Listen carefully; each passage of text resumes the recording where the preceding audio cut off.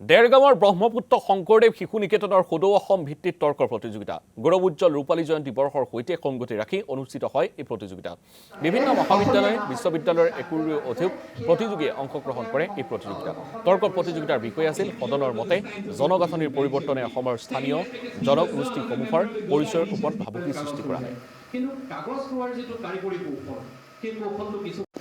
শংকৰদেৱ শিশু নিকেতন ব্ৰহ্মপুত্ৰৰ গৌৰৱ উজ্জ্বল ৰূপালী জয়ন্তী বৰ্ষ উপলক্ষে আজি অনুষ্ঠিত হোৱা তৰ্ক প্ৰতিযোগিতাখনি সাফল্যমণ্ডিত কৰাৰ বাবে সমূহ ৰাইজক নিকেতন পৰিয়ালৰ তৰফৰ পৰা ধন্যবাদ আৰু কৃতজ্ঞতা জনাইছোঁ।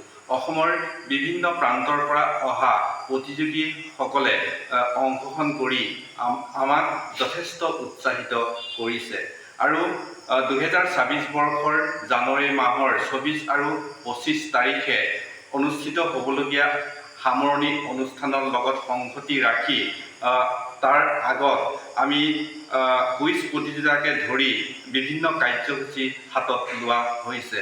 উক্ত কাৰ্যসূচীসমূহত সমূহ ৰাইজৰ সহায় সহযোগিতা দিহা পৰামৰ্শ আমি নিকেতন পৰিয়াল